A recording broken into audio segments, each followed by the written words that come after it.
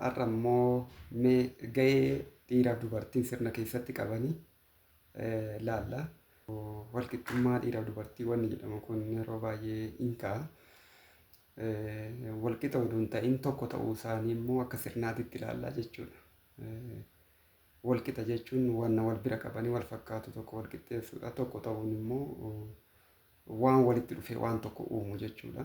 Sirna keessatti sirna jechuun hiika dhumti isaatu kana waan ta'eef wantoonni walirratti hirkatu yookiin immoo walitti galoo ta'an tartiibanii yoo walitti dhufan sirna ta'u.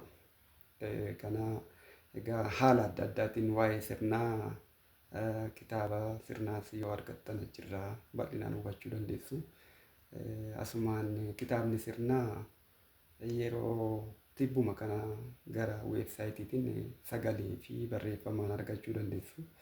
Sana karuma sooshaal miidiyaa qabuun isinin beeksisa.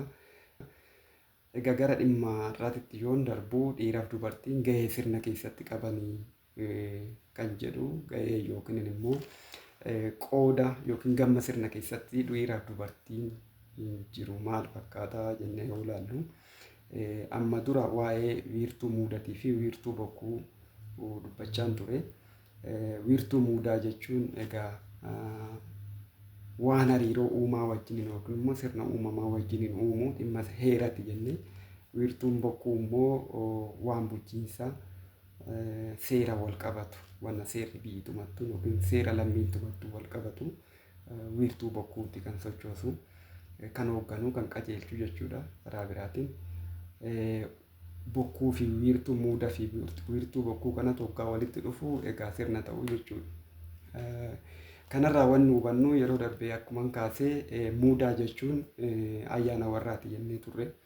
Waan sirna uumamaa kun walumaa galatti yoo ilaallu waan lama lamaan kan jiru dhiiraa dubartii uumamni kuni jechuudha. Irra caalan isaanii yookiin immoo uumamni lubbu qabeeyyii ta'an keessaa waan lama kanaan kan walitti sirnaan jechuudha. Waan lama walitti dhufanii sirna guutuu ta'u dhiiraaf dubartii waan jedhu kanaanii akka sirnaatitti olaallee yookiin immoo akka sirnoota xabbootitti olaallee sirnoota xabboo keessaa immoo akka kan keenyatti akka gadaatitti olaallee gadaa keessatti akkamitti ilaalama wanni dhiiraaf dubartiidha kun jennee yoo fudhanne akkuma beekamu asxaa fi mallattoowwan garaa garaatis akka ibsutti akkasuma immoo akkaataa gadaan itti hojjetu soo ilaallu wanni hubannu wiirtuu muudaa jechuun waan karaa dubartii wiirtuu bokkuu jechuun immoo waan karaa dhiiratiin lamaan walitti dhufan immoo sirna guutuu ta'anii jechuudha. Egaa kana gara fuulduraa fakkeenyota garaa garaatiin ibsuuf yaalla akkasuma kitaabicha amma isinii eera keessarree ni jedha bal'inaanii.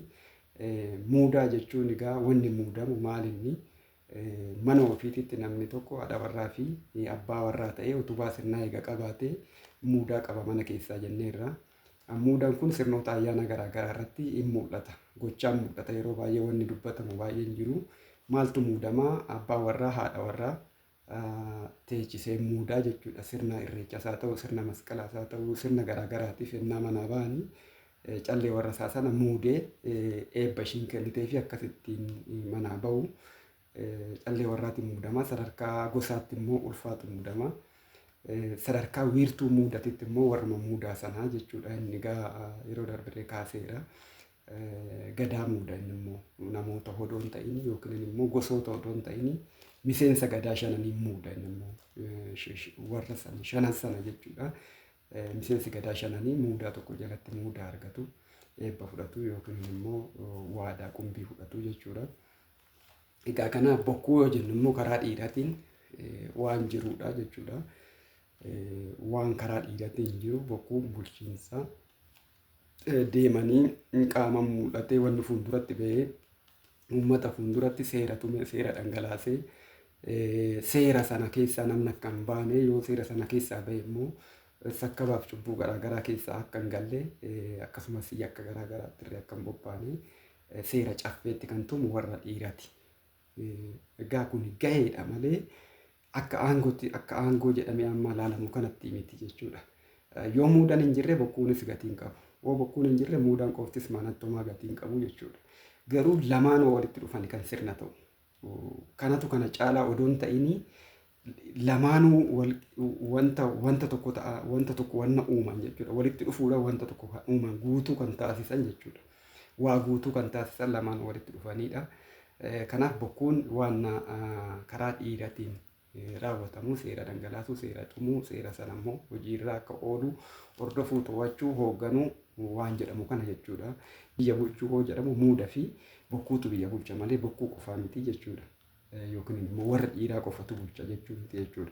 Yoo muudaan hin jiraatin homaayyuu bokkuun seera dhangalaasee seera baasee biyya keessa yoo bobba'ee wanni jedhee hojii humnaan bulchuu yoo ta'e malee akka sirni siyaasaa tattaa'atu jiru kanatti yoo ta'e wiirtuu bokkuu qofaan deemu isaan akka wiirtuu bokkuu isa dhugaa sana isa sirna xabboo keessa jiru san fudhatanii oduu hin ta'in fakkeenya bokkuutiin kan amma deemamaatu jiru. Maaliif seera qofatu bulcha waan ta'eef wanni heera jedhamu sirna siyaasaa keessatti bakka hin qabu, heerri hin jiru. Heera hin jedhama maqaadhaa fi garuu heerri hin jiru. Heerri hariiroo uumaa fi uumamaa fi hariiroo uumaa fi nama jidduu jiru kan sirneessu jechuudha. Yookiin immoo tartibeessee waan sana kan karaa ayyaantummaatiin waan sana hojjetu jechuudha. Amma sirna siyaasaa keessatti waan akkasii hin jiru. Kanaafuu heerri hin jiru sirna siyaasaa keessa seera qofatu jira. Seera kan ittiin deemu immoo akka sirnoota xabbootti warra bokkuuti, warra dhiiraa qofaa jechuudha. Kanaaf sirna siyaasaa keessatti muudaa kan jedhamu gaa dubartii aangoomsuu yookiin dubartii gara aangootti fidu wanni jedhamu dubartii gahee dhiiraa keessatti galchuu malee dubartii gahee ishiitirratti aangoomsuu wanni jedhamu sirna siyaasaa keessatti hin mul'atu, hin jirus. Wanni guddaan raafama addunyaas haa ta'u, raafama biyya kanaatis haa ta'u, eessumattuu ta'atu jirus hanqinni guddaan tokko wiirtuun muudaa sirna bulchiinsaa keessaa fottoqee manatti hafee sirni bokkuudha yookiin immoo sirni bulchiinsaa qofti immoo bahee dhiiras dubartiis bakka tokkotti qabachuuf yaalii godhuudha jechuudha. Gaagama baay'ee kan fidaatu jiru. Fincila garaagaraa karaa dubartootaatiin walqixxummaa dubartii maalii jedhamee feminizim maal wantoota baay'ee karaa dubartootaatiin fincila baay'ee kan maaliif gaheen dhugaadhaan sun dhokatee jira jechuudha. Kanaaf wiirtuu muudaa fi wiirtuu bokkuuti kan biyyittiin bultu. Wiirtuun muudaatii fi wiirtuun bokkuudhaa kuni fakkeenya karaa guddina saayinsii fi teekinooloojiitiin olaallee kompiitara tokko haardiweerii fi sooftiweerii waan jedhamu jira. Haardiweeriin qaama isaati, sooftiweeriin immoo appilikeeshinii yookiin immoo sooftiweerii waan achi keessatti fe'amanii hojii guddaa hojjetan. Haardiweeriin sun homaa gatiin qabu sooftiweeriin hin jiraatin jechuudha. Haalli wiirtuu muudaatii fi wiirtuu bokkuurree waan kanaa wal fakkaata. Akka namaa galuuf fakkeenya salphaadhaan ibsuudhaaf malee bokkuun haardiweeriidha. Muudaan immoo sooftiweeriidha jechuu koo hin ta'in akka fakkeenyatitti yoo fudhanne jechuu kooti. Karaa biraa fakkeenya biraatiin yoo fudhanne immoo uumama kana hunda isaatu ayyaana isaatiin duubaa tolche jenneerra. Ayyaanni sun akka sooftiweeriitti fudhachuu dandeenya yookiin immoo kan hariiroo uumuu danda'u jechuudha. Nama yookiin immoo uumama fuulduratti mul'atu sana immoo akka haardiweeriitti illee fudhachuu dandeenya jechuudha. Kanaaf gabaabumatti gara fuulduraatti fi haala adda addaatiin itti deebina wanta kana wiirtuun muudaa gita garaa dubartiiti, wiirtuun bokkuu gita garaa dhiiraati. Lamaantu walitti dhufee sirna ta'a. Kophaa kophaatti sirna ta'uus hin danda'anii jechuudha.